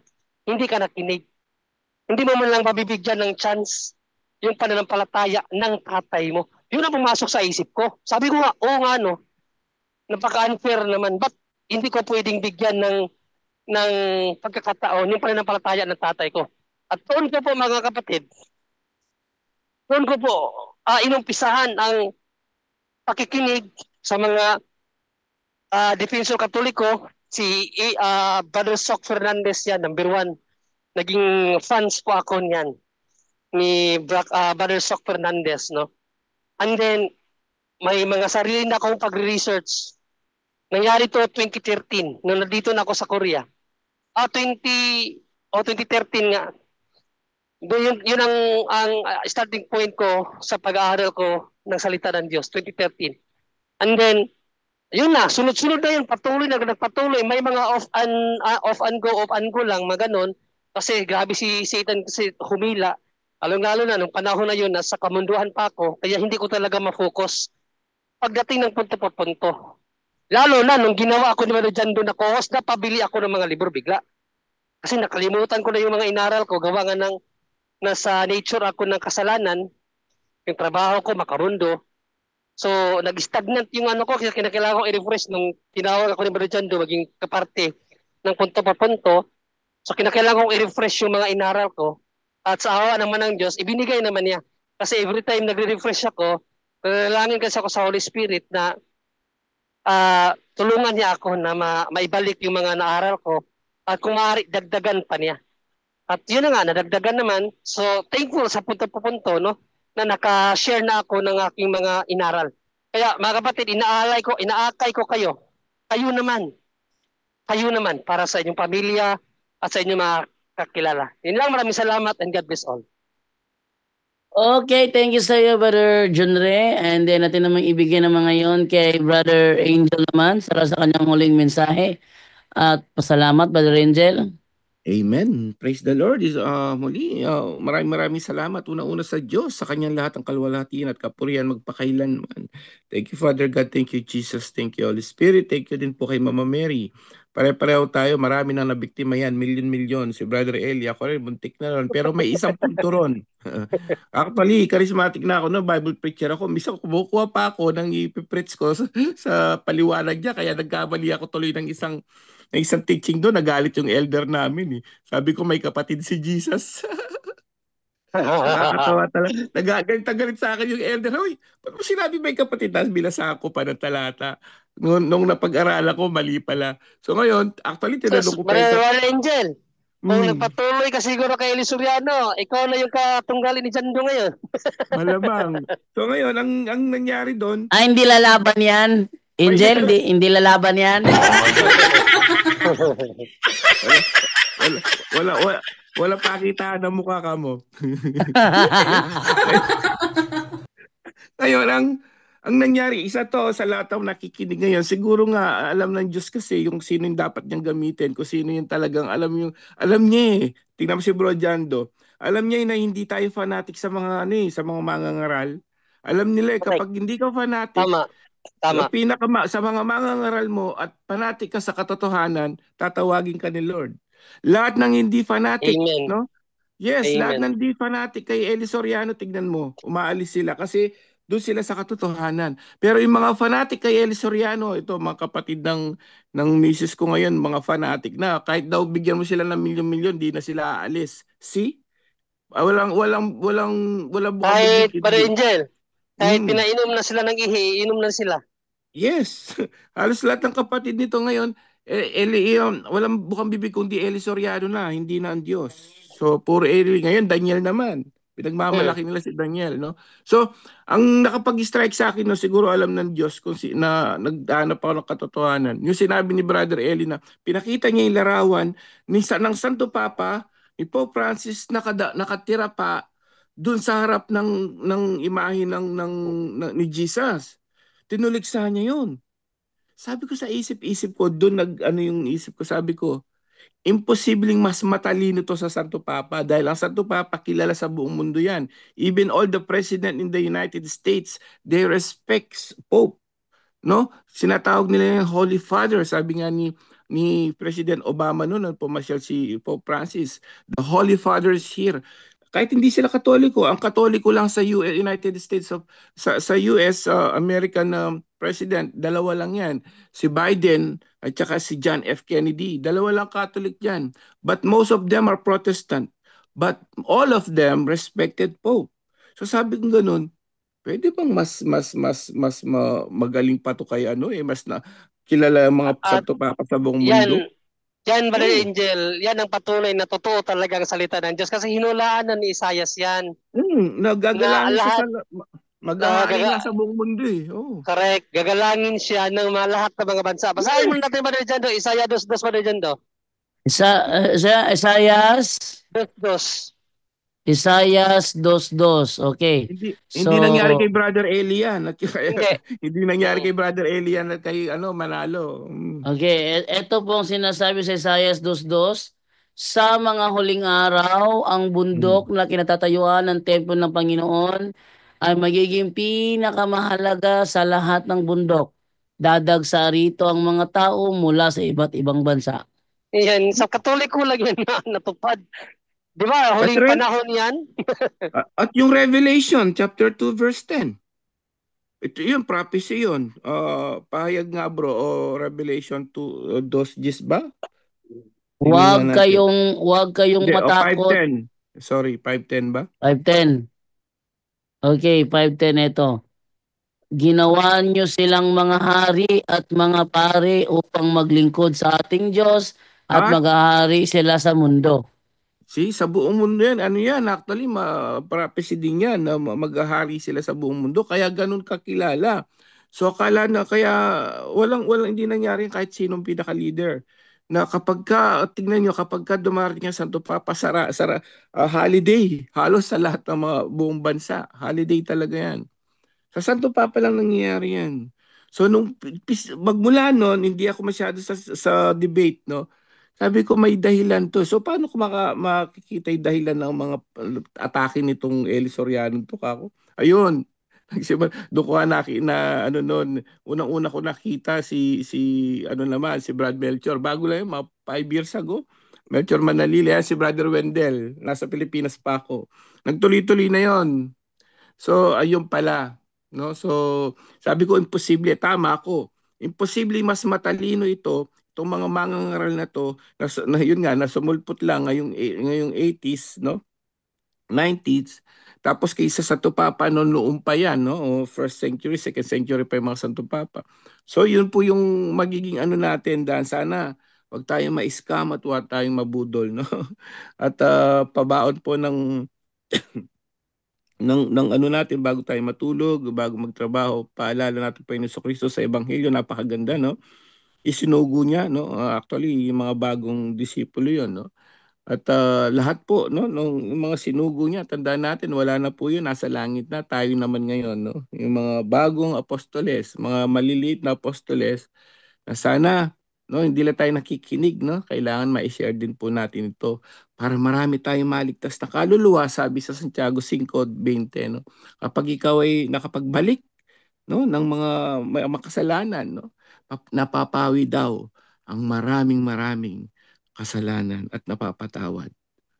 Amen. Yun lang po. Naway marami tayong natutunan ngayong gabing ito. To God be the glory. Salamat po. Back to you, Bro Jando, and good night, everyone. Okay, good night, everyone. And then closing prayer na po tayo para sa gabing ito. In the name of the Father, and of the Son, and of the Holy Spirit.